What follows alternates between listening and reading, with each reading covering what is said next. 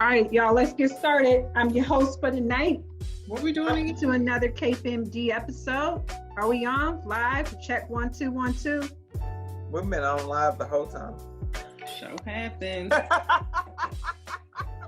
Eating and everything. Nikki tape. This is a really special episode because we're celebrating our daddies. And so we're going to start with Dr. Tamika. Well, I got to start. You always get to start. Ready. Yeah. So, Dr. Tamika, tell us about the number one lesson from your father. What's the, if you had to pick something that one thing that you took away from him growing up, what would it be? The number one lesson, and you already know this because we talked about it earlier this week, is never argue with a fool because they never know which one you are. And it's interesting that Dr. Amber brings this up because we're in the middle of a pandemic and we're also in the middle of kind of racial injustice and racial profiling and the George Floyd murder. And honestly, I got into an argument with a woman on social media and I had to check myself because I was like, my dad would not be okay with this because you don't argue with a fool. I couldn't change her opinion any more than she could change mine. And it was a waste of time. And so it's funny, even though after all these years, I'm 43 years old, after all these years, I still hear his voice. I still hear him say, baby, don't argue with a fool. You never know which one. They'll never know which one you are. So I deleted the post. I let it go and moved on.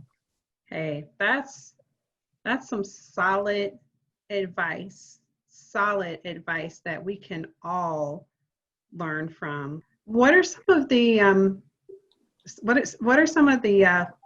funny stories about? Share a funny story with us about your dad. My dad is one of those people who is quiet. He generally isn't gonna engage you in conversation. That's just not who he is. He's a quiet guy. My dad is a pediatrician, and he is who he is. But I'll never forget my best friend came in town, and she came in town and was like, I'm gonna ask Dr. Young some questions. Like, you and Shannon are spoiled. So me and my sister are spoiled. And I was like, okay, ask him whatever you want. And so me, her, my sister, and my dad went out to dinner. I don't know where my mother was. And so she was like, why did you spoil them like that? Like, why did they, you gave them whatever. You paid for them to go to college. They never had to work for anything. You paid for them to have a house. My first house, my parents helped me buy. And he said, I wanted my daughters to realize that they never had to count on anybody else. They always were going to have me. And so no man was ever going to come to my children or my daughters and feel like they could tell them what to do. Oh. Because they were always going to have their own. I was like, oh, shit. Like, he is not that man. Like, he's just not. When he said that, I couldn't believe it because I was like, one, I just thought he just spoiled us, but I never thought that was the reason. And that story to this day, she spoils her daughter. Because she said, your dad taught me something that day that my daughter would never expect a man to do for her. And it's true. Even to this day, I don't ever expect a man to do for me. Because I know no matter if I can't get it, my dad can get it. And I'm married. I love my husband. He's a great husband, but trust you me. I don't worry. More real talk. Mm-hmm. Some more real talk. What do you think your dad's greatest, when he thinks about you or when he talks about you, what's he most proud of? Honestly, I think he's most proud of the woman I've become. Like, years ago, I would have said probably that I'm a physician. My brother is a physician. My dad is a physician. I have 3 other siblings that are not in medicine at all.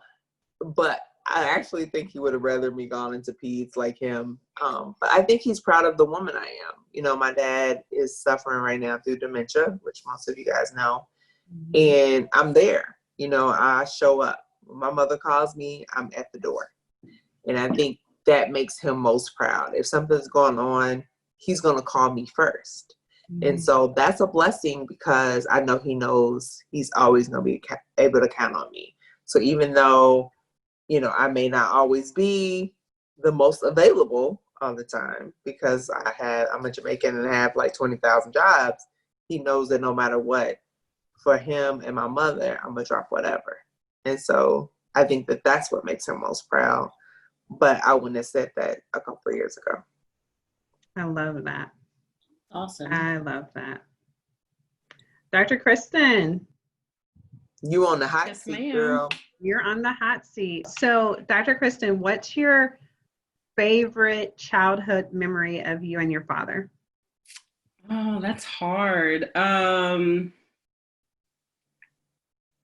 Probably going to sporting events together. So my dad is like a super duper Philly sports fan. Like, you know, Black people, we don't really watch hockey. My dad watches it all. He watches the Flyers, the Phillies, the Sixers, the Eagles.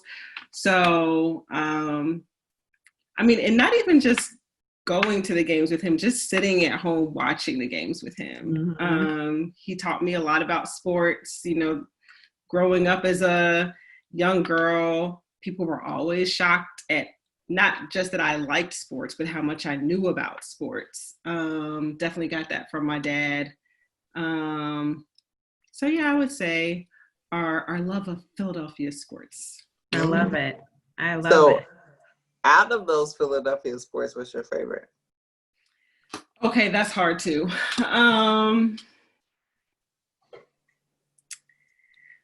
You can't make me choose. You can't. I can though. But it would gotta be have between one. the Sixers and the Eagles. Right. I mean, definitely later in life, I would say I followed the Eagles the most as I got older. I'll say the Eagles. That's fair. I mean, I know Fly, it's not fly. just because they actually won a championship, because the Phillies won too, but they're the only two that have won since I've been alive. So I love it. I love it. I share similar memories with my dad with Chicago Bulls, and I learned everything from him that I know about the Chicago Bulls. So that's a cherished memory. What do you think he's most proud of? Oh, definitely me being a doctor. Yeah. I don't know if I'm the first, but if I'm not the first, I'm one of the only medical doctors on my Trulier side of the family. I just remember like he was just so excited to have a Dr. Trulier. I have to, if I'm being 100% honest, he's part of the reason why I didn't just drop my last name when I got married and I decided to hyphenate it. And again, my dad was one of the ones that really pushed me as a student. Like I remember when I got my first B in college and my dad was like, "What is that?" And I mean, I knew that he was kind of joking, but I also knew he was also very serious, especially because it was in math. He was like, "Nah, you don't get B's in math." So I know he was super proud when I finished. Oh, shucks. All right. So, and last question is, what is one lesson, obviously besides being academically excellent, what was one additional lesson that you always will remember that he taught you? I think just his work ethic. I think I get a lot of my qualities from my dad. Mm-hmm. And I feel like our personalities are very similar. So just looking back at his work ethic over the years, he finally retired last year. Yeah, I'm pretty sure it was last year. But I mean, he had been with the same company. He worked for the Environmental Protection Agency for as long as I could remember. And even the memories of going to work with him, man, maybe I should have mentioned that one as my favorite memory, but going to work with him as a child and, just seeing how hard he worked to, make a good life for his family. Lovely.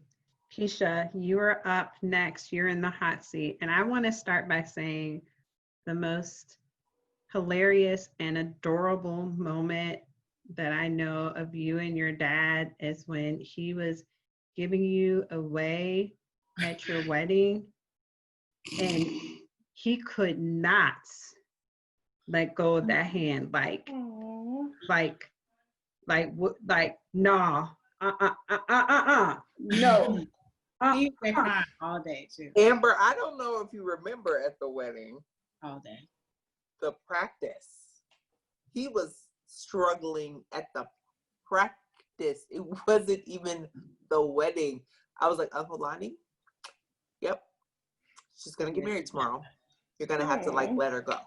You gotta let the hand go. Like literally, Tamika, I'm not gonna be able to do that. I was like, Uncle Lonnie, you're gonna have to do it. He was like, I'm not gonna be able to do it. If Keisha ain't a daddy's girl, then I don't know who is. We were the day I was about to get ready to walk down the aisle, and he looked at me. He was like, "You know, you ain't got to do this, right?" I remember that. It's like, seriously, Dad, come on, it's time. Focus. I'm just I saying. do not remember. Oh my gosh, I don't think I remember that. I just want you to know you don't have to do this. You don't have to do this. He said it. Real life. In real time. Real time, real life. Yes. So this is daddy's girl. Yeah. Keisha, you're up. You're next. You're in the hot seat. Bring it. So tell us okay, that was clearly one of the more memorable, funny, adorable, precious moments. Tell us about a lesson that he taught you that you carry with you to this day.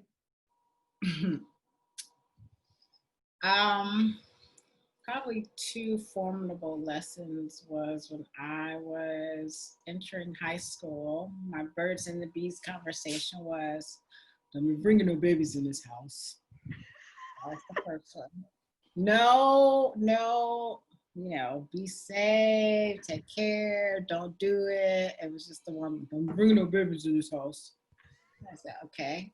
And then the other one was he always taught me to have my own, but he would say, I want you to always be able to tell a guy or a man to get the hell out of your house as opposed to vice versa.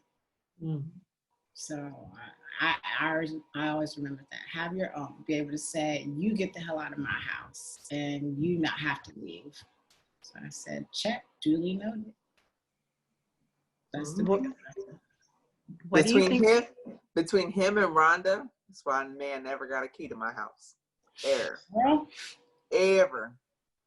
No. You get no key to my house. Between Uncle Lonnie and my mama. You get no key to my house. You don't live here. Dog, you don't live here. And he always told me I could always come back home, no matter what. I could always True story. Whatever stage of my life I was in, I could always come back home. Daddy's little girl. Mm-hmm. So tell us what you think he's most proud of.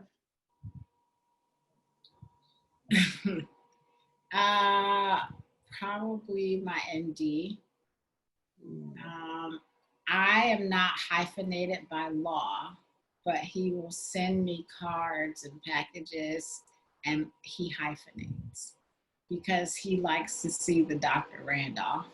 That's my maiden name, Randolph. But that was a kind of a little bit of a point of contention between my husband and I, because, you know, you cleave from your parents and then you become one with your husband. But my dad was like, no, you're gonna always be a Randolph. So that's probably something that he still can't let go of and still does. And I've been married for 12 years. But I mean, I think that is hard for a lot of professional women. Like, you work so hard to gain your title with your maiden name, and then you get married, and it's like, so wait, I just gotta, Yeah. I've worked hard to become Dr. Trulier or Dr. Randolph all my life, and now I just gotta throw And it then away. before my brother had a son, he always reminded me of that, because he's like, the lineage stops with you. Like, who's gonna be a Randolph? But now I have a nephew, so he doesn't talk about it that much anymore. But that was big. I'm the only physician in my family on both sides that I know about. Mm-hmm. My mom was her father. And if anybody knows my mom's dad, whatever, tell him he missed out. My mom's biological father left her, my grandmother, because he got two women pregnant at the same time. So rumor has it that in that lineage that there are some physicians in the family. I think maybe psychiatrists, and I'm not sure what other specialty, but as far as I know, my real family, I'm the only one. So many great stories here. So I'll bring us home. No, I'm gonna do you. Oh, boo. all right. Yeah, Amber, you tripping. I know. You ain't gonna ask your own questions. Those are easy. Hey. So, Dr. Amber, what is your fondest memory of your dad? Probably my fondest memory is going to Chicago Bulls games with him. I mean, I am the diehard Chicago Bulls fan that I am today because of him. He taught me everything about basketball. Everything I know about basketball came from him. He taught me how to play basketball. He ignited my love for basketball. And really, I am not a football fan. My dad is a sports fanatic, much like Kristen's dad, but I really wasn't picking up on the baseball, the golf, or football, the other things that my dad likes, but I really latched onto basketball. And it was easy because we were in Chicago, and growing up in the 90s with the 90s Bulls, how could you not love basketball? So it was, it was an easy sell. But that's probably one of my more, one of my better memories of my dad and I. What is the one lesson he taught you that you're going to pass to your own daughters? Oh my goodness. So that's an easy one. So my dad really instilled in me the importance of having a strong work ethic. Whatever, he always supported me in whatever dream that I wanted to be. And I've known, I knew at a really young age that I wanted to be a doctor. And so he never let me, come off the beaten path from that goal. Even when it got hard, he's like, this is going to require, a certain amount of dedication, that surpasses all understanding, but you're equipped to do it. This is your God-given calling, and therefore you're going to have to, honor that calling with hard work. So he has this saying about the triple D's. Determination, drive, dedication is the lessons that I've learned from him. Much like Kristen, I have similar qualities as my dad. There are personality traits that we share, and that's definitely one of them. He's definitely a hard worker. So it's Father's Day. You know, we haven't had time to get our fathers a gift, but if you could tell your dad one thing, just one thing that he's giving you or that he's done for you or that you're proud of him for, what would it be?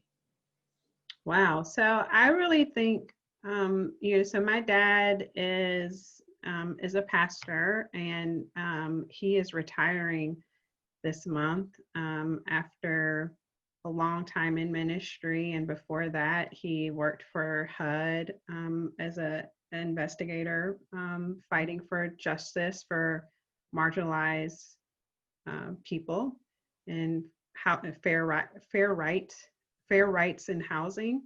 So, but I think the thing, and I'm proud, and he needs to take a break because he spent, so much time helping others, that it's time for him now to focus on himself and focus on his health. And so I'm looking forward to seeing him really enjoy life and focusing on taking care of him.